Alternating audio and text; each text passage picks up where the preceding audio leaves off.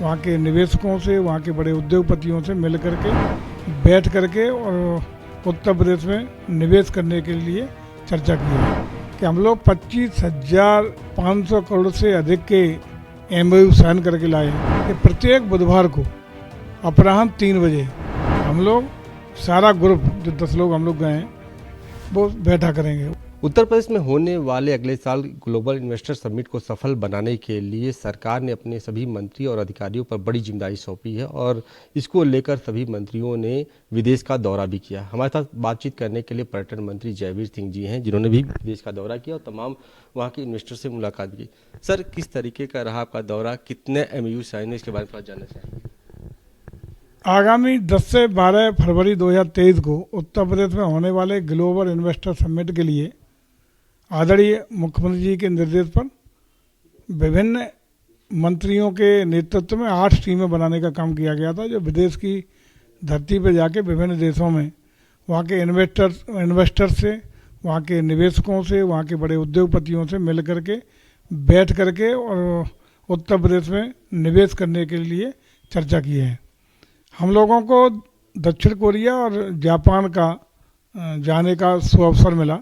हमारे साथ आशीष पटेल जी जो हमारे तकनीकी शिक्षा मंत्री वो भी साथ थे, ACS अमित मोहन प्रसाद जी थे, नोएडा जेवर एयरपोर्ट अथॉरिटी के CEO रणवीर सिंह जी थे, माननीय मुख्यमंत्री के एडवाइजर और निवर्तमान drug controller of India GN Singh साहब थे। और ऐसे ही कुल मिला के 10 लोगों की अधिकारियों की टीम के साथ हम लोग गए थे।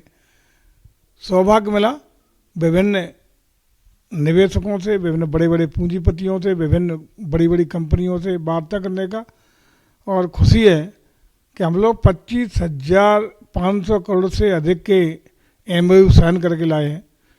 50,000 करोड़ के लगभग वार्ताएँ इंटेंट हुए हैं, वो वार्ताएँ प्रगति पे हैं। मुझे लगता है शीघ्र उनका परिणाम धरातल पर उतरेगा। और इसके लिए हालांकि हम लोगों ने प्रेजेंटेशन माननीय मुख्यमंत्री के सामने सारी टीमों ने दिया है और ये तय किया है उसी दिन मैंने कि प्रत्येक बुधवार को अपराह्न 3 बजे हम लोग सारा ग्रुप जो 10 लोग हम लोग गए हैं वो बैठा करेंगे। वो इसलिए बैठा करेंगे कि उसकी प्रगति लगातार जिन लोगों से वार्ता हुई है उनसे कंटिन्यूटी रहे, उनके साथ संपर्क सतत रूप से रहे, ताकि वो धरातल पर सारी योजनाएं साकार स्वरूप ले सकें। इसके लिए लगातार हम लोग संपर्क में हैं। आज भी 3 बजे हम लोग इसी विषय पे बैठने जा रहे हैं और मुझे लगता है कि वो जो 50,000 की पाइपलाइन में जो परियोजनाओं के लिए चर्चा हुई है वो भी हम लोग धरातल पर उतार लें तो आज भी है। और हमारा अधिकारियों के द्वारा अलग अलग जिम्मेदारी दी गई है कि सतत रूप से एक नोडल अधिकारी के रूप में उन कंपनियों से, उन निवेशकों से संपर्क में रहें जिन लोगों के साथ हमारी वार्ता हुई है। कुछ नए निवेशक भी संपर्क में आए हैं, उनसे, उन देशों के उन निवेशकों से भी सतत रूप से हम लोग वार्ता में हैं कि बेहतरीन परफॉर्म कर पाएँ और इस तरह की जो निवेश उत्तर प्रदेश में आए ताकि उत्तर प्रदेश के बेरोजगारों को काम मिल सके, उत्तर प्रदेश का समुचित औद्योगिकरण हो सके, उत्तर प्रदेश आर्थिक शक्ति के रूप में उभर के आ सके, हम अपने संसाधनों का बेहतरीन उपयोग करते हुए प्रदेश को खुशहाली की ओर ले जाने में सफल हो सकें, ये लगातार प्रयास जारी है। सर, उत्तर प्रदेश की अगर हम बात करें तो छवि पिछले सालों 5 सालों में काफ़ी बदली है। पहले जब उत्तर प्रदेश का नाम आता था तो लोगों के जहन में माफिया और ये होता था और यही वजह था कि तमाम इन्वेस्टर उत्तर प्रदेश में आने से बचते थे। तो क्या उत्तर प्रदेश की छवि को लेकर भी उनके जो वहाँ के इन्वेस्टर्स हैं उनसे बातचीत हुई, क्योंकि उत्तर प्रदेश में लगातार विकास की तमाम परियोजनाएं चलाई जा रही हैं, तो उसको लेकर कुछ चर्चा हुआ? देखिए, 2 चीज़ें विशेष आपको बताना चाहेंगे। हम लोग जापान और दक्षिण कोरिया में थे तो पहला तो उन्होंने ये कहा कि उत्तर प्रदेश के लोग, उत्तर प्रदेश की सरकार पहली बार हमारे देश में इस तरह का प्रस्ताव लेके आई है। इससे पहले विभिन्न राज्य तो आते रहे हिंदुस्तान के, ऐसा नहीं कि हिंदुस्तान ही नहीं गया, विभिन्न राज्य जैसे महाराष्ट्र हो, केरल हो, गुजरात हो, ये लोग तो जाते रहे, लेकिन उत्तर प्रदेश की उपस्थिति पहली बार वहाँ हुई तो उन्होंने धन्यवाद ज्ञापित किया। दूसरा उनका कहना था कि उत्तर प्रदेश जो आप कह रहे हैं यही छह वहाँ थी कि उत्तर प्रदेश में 2017 से पहले माफियाओं का प्रदेश, अपराधियों का प्रदेश माना जाता था और बड़े निवेशक या पूंजीपति उत्तर प्रदेश में अपना निवेश करने से कतराते थे। उसी का परिणाम था कि निवेशक यहाँ नहीं आए और हम लोग उद्योग शून्य की स्थिति बने रहे। लेकिन आज 2017 में उत्तर प्रदेश में आदरणीय योगी जी के नेतृत्व में पहली सरकार बनी और 2022 के चुनाव में पुनः उत्तर प्रदेश की जनता ने चुन करके प्रचंड बहुमत दे करके मोदी जी को एक बार पुनः 5 साल का जनादेश दिया है। तो इसको लेके नंबर एक स्थिरता को लेके वो लोग बहुत आश्वस्त हैं कि आदरणीय योगी जी और मोदी जी की जोड़ी ये मुझे लगता है लंबे समय तक चलने वाली है। उससे उन्हें एक आशा की किरण है कि इन दोनों के नेतृत्व में हमारे हित यानी निवेशकों के हित सुरक्षित रहेंगे, कहीं कोई आघात नहीं लगेगा, कहीं चीटिंग नहीं होगी और उनका जीवन और उनकी संपत्ति और जो वो निवेश करेंगे वो तीनों ही सुरक्षित रहेंगे, ऐसा उन्हें भरोसा है। इसी को लेके वो आकर्षित भी है। और दूसरी सबसे बड़ी बात यह है कि ग्लोबल स्तर पे जब हम लोग बात करें तो आज चाइना से मोह भंग हो रहा है। जापान मित्रवत देश भारत का पहले ही रहा है और सबसे बड़ी बात यह है कि जापान की कल्चर और भारत की कल्चर काफ़ी मिलती जुलती है। साथ वहाँ जो देवता जिनको मानते हैं पूजते हैं उनमें तो 3 देवता, महाकाल के रूप में भगवान शिव, गणेश जी और सरस्वती जी, साथ में 3 देवता अपने हैं जो हम लोग उनको पूछते हैं। तीसरा वहाँ बहुत सारे लोग बौद्ध धर्म को मानने वाले हैं और बौद्ध धर्म का हम लोगों ने उत्तर प्रदेश में बौद्ध सर्किट बनाया है और बौद्ध का बड़ा तीर्थ स्थल उत्तर प्रदेश में है।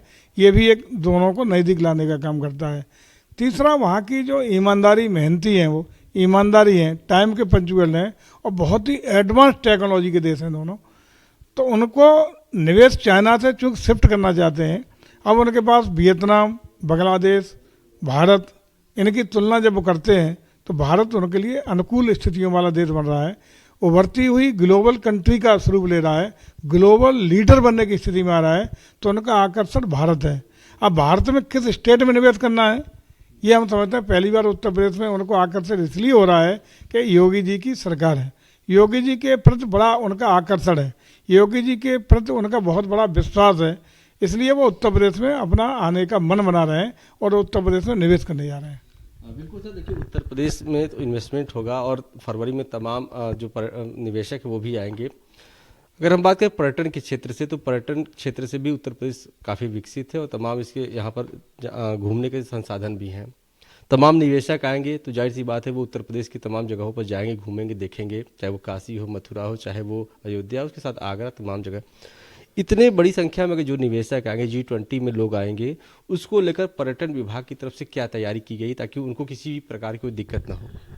देखिए, हम लोग विदेशी मेहमानों के स्वागत के लिए या देसी हमारे जो इन्वेस्टर हैं या विदेशी हैं इन्वेस्टर हैं या G20 में सम्मिलित होने के लिए उन देशों के प्रतिनिधि जो आएंगे उनके स्वागत के लिए उत्तर प्रदेश का पर्यटन विभाग पूरी तरह तत्पर है।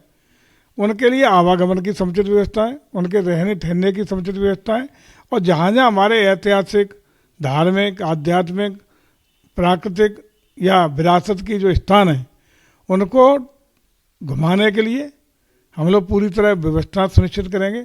साथ ही साथ उनकी भाषा में हिंदी, अंग्रेजी के साथ साथ अन्य भाषाओं के गाइड भी हम तैयार करेंगे। कुछ गाइड बाहर से मंगाने का काम करेंगे ताकि प्रॉपर उनके इतिहास के बारे में पूरा जानकारी दे सकें। इसके लिए हम लोगों ने अलग से गाइड तैयार करने का निर्णय लिया और उसकी तैयारियां शुरू हो गई हैं हमारा विभाग, ताकि उनकी भाषा में आसानी से समुचित तरीके से उन्हें प्रॉपर समझाने का काम हो सके, घुमाने का काम हो सके।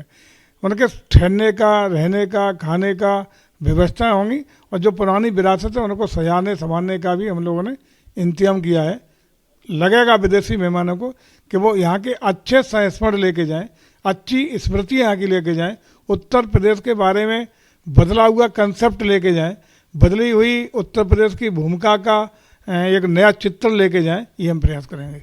बिल्कुल सर, आखिरी सवाल मेरा ये है कि बड़ा इन्वेस्टर समिट कराया जा रहा है, तमाम निवेशक भी आएंगे, पर्यटन के क्षेत्र से क्या लाभ होने वाला है? अगर वो निवेशक आते हैं तो पर्यटन के लिए कितना लाभकर साबित होने वाला है? देखिए, सबसे ज़्यादा रोजी रोजगार के अवसर देने वाला अगर कोई विभाग है तो पर्यटन है, कोई क्षेत्र है तो पर्यटन है। इसलिए है कि कोई भी निवेशक आए या अन्य पर्यटक सामान्य तौर पर घूमने आए, एक पर्यटक 6 लोगों को रोजी रोटी के अवसर देने देता है। सबसे कम लागत में ज़्यादा से ज़्यादा रोजगार देने वाला कोई क्षेत्र है तो पर्यटन है। उससे खोमचे वाले से लेकर, रिक्शे वाले से लेकर के, गाइड से लेकर के 5 स्टार होटल तक, यानी कोई भी छोटे से छोटा व्यक्ति ऐसा नहीं जो जब कोई विदेशी या देसी मेहमान हमारा आए पर्यटक के रूप में घूमे तो वो रोजी रोजगार के और